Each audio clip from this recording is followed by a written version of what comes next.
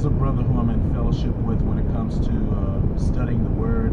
I'm not going to get into who he is, but this brother, I highly respect him. He's, nerd like me. He's an academic, intellectual. He does a lot of reading, a lot of study. He has study in what you would call, what the world would call theology, as well as he has a graduate degree in historical studies, and he's working on a second graduate degree. And he brought up something that I thought was very interesting, came to my attention, and I would specifically like to share that with everyone else.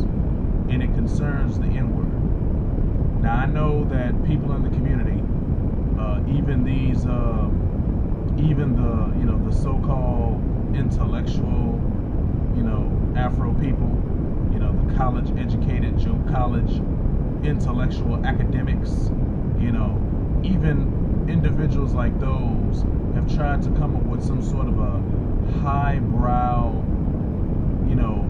justification that we as a people have taken the N-word, we have owned it and possessed it, we have turned it around, and we've made a negative into a positive, and made it something of our own that only we can use amongst ourselves and no one else can use. And we're about to blow that up, okay? Because I never really felt comfortable using the word. I mean, in fact, I remember, because unfortunately I went to a predominantly white school, PWI, in grade school, so I really didn't have that much of an experience as for a school with other Afro kids like me, and really until the middle school, junior high school years. But even in grade school, later on in grade school, when I would hear other young people using the N-word, I mean, you know how when you're young, you don't really know what something is, but you know when it's not right? So when other Afro kids would use the N-word to me too, the way that I would always answer back, I was like, man, you're black also. It's like, why are you calling me the N-word? You're black also. And I just didn't understand at the time as a young person on how this word was supposed to be something that was, was supposed to be like normal language for us to be using when it comes to communication. And then later on in junior high school, I would try to use it sometimes, and I started to get more into rap and things like that in hip hop. So I would try to use the word at times, to try to fit in and feel cool and hip and everything. But it wasn't really me. It wasn't being natural. It wasn't being true to myself. It was just that peer pressure, to try to assimilate and fit in. But I never really, in all my years, really felt comfortable with the N-word. And to someone in the community, if I would ever use the N-word towards you, that means you really have put yourself in a very bad spot in my book, or my view of you is extremely negative, or I just really got beside myself to ever use the N-word, because that's just in general, and in a normal situation, that's not a word I'm comfortable with. That's not a word that just casually slips out of my mouth, and I don't use it. I don't think that we as a people should use it, and I definitely don't think that outsiders have any ability to use it whatsoever. So I'm going to get into this, and this is across the board. This is Nigger, hard ER, and this is Nigga, what has appeared to be more casual and everyday.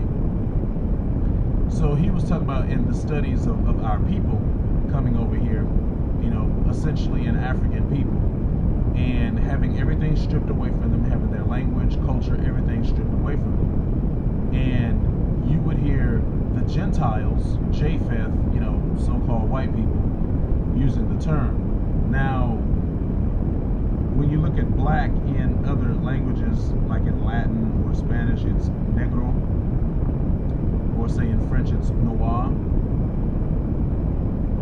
When you have a lot of these other Gentiles, particularly the ones here in the United States, Gomerites, not being able to pronounce Spanish or Latin properly, and the word negro, or even maybe negrito, became negro. And when you had all these various different Gomerites coming over here, like from Ireland or Scotland and stuff like that,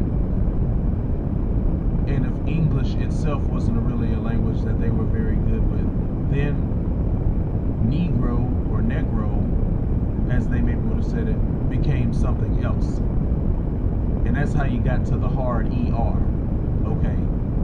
So even though our people weren't really allowed to read or write or be educated in either in our own language or in their language, eventually when the word would get to us, after they had bastardized it because of their inability to properly pronounce Latin or Spanish or even possibly Portuguese to a lesser extent,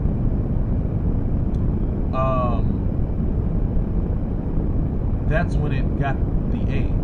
And he used an example, and I never really paid attention to this. If you ever have had any contact with a lot of African brothers and sisters from the continent, which I certainly have, because here in the Houston area, we have an extremely substantial Nigerian population. Now, a lot of those people who speak the, Afro-Asiatic languages and dialects, whether if it's Bantu or if it's Niger Congo languages, some type of Swahili, Kiswahili, which is, if I'm not mistaken, also can't remember if that's Bantu or Niger Congo. But anyway, all of these African languages, when they pronounce words in English that end with like an ER type of a sound, they don't really enunciate that ER, okay? And he used an example of, say, burger, like a hamburger. And he was talking about, it was this one African dude that he would talk with. I think he was an Ashanti or an Akan or something like that from Nigeria. And this African brother was, whenever he would say the word burger, he'd be like, "Oh, do you want to go get a burger?" He wouldn't say a burger or a hamburger, but a hamburger or a burger, like that. And when they would pronounce words that end in an ER sound, it would sound more like an A. So then you think about our people, and most of our people, many of our people came from that region that today would be considered, Nigeria and West Africa and stuff like that. So when our people would pick up the language of the Gentiles, and in all the types of, because, let's be honest, a lot of the immigrants that came over here of the Gentiles were very uneducated. So it's not like they were going to be speaking the king's English or the queen's English and sound very proper and enunciate very well.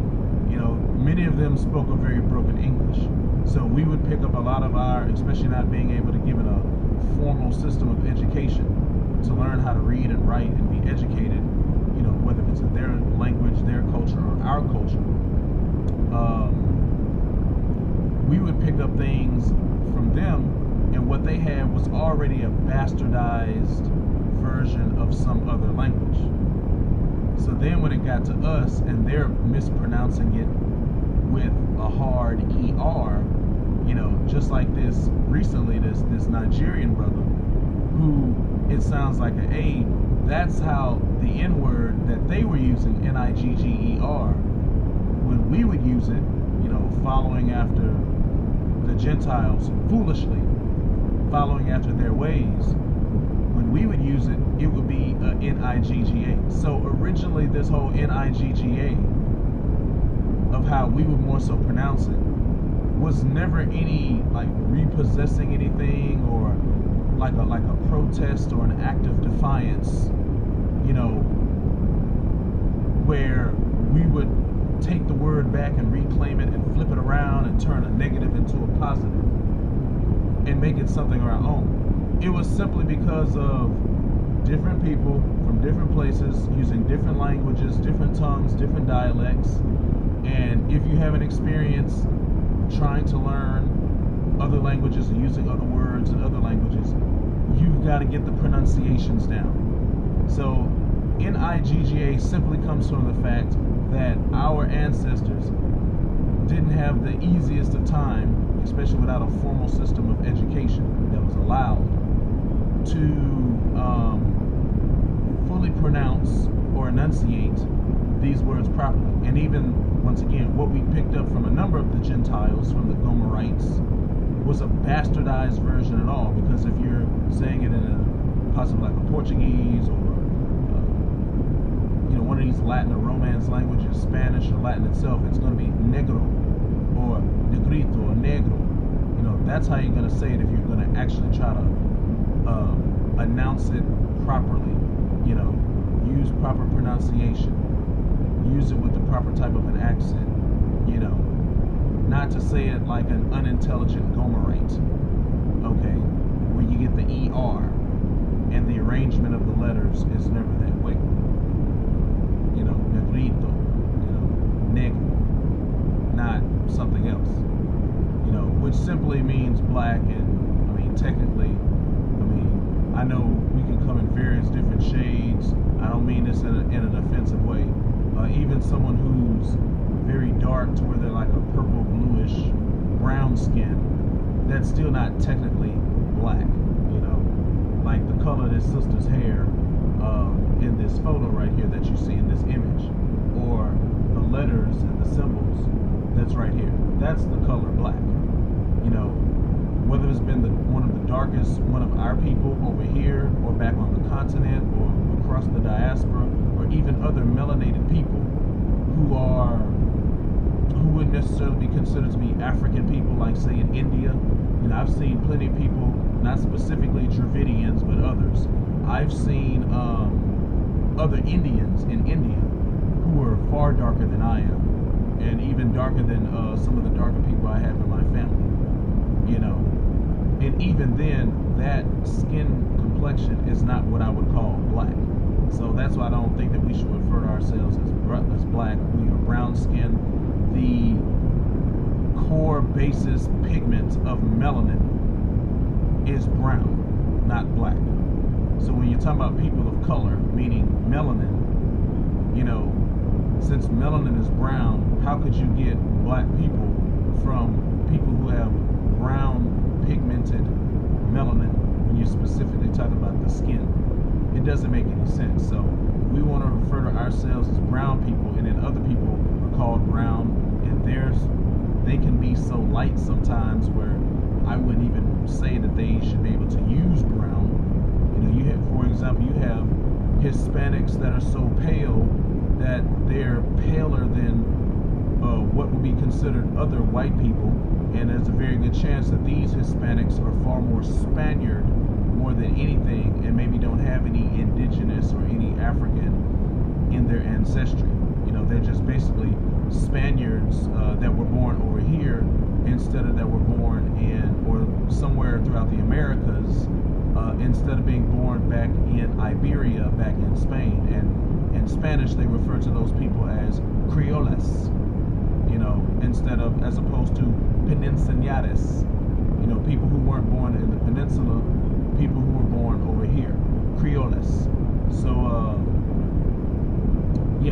even using the term black for us as a people doesn't make sense. Brown skin, melanated, copper colored skin, chocolate, mocha, mahogany, any of these other terms you want to use would be far more accurate than using the term black, whether you're saying it in Latin, Portuguese, or Spanish, or French, or English, or any other language.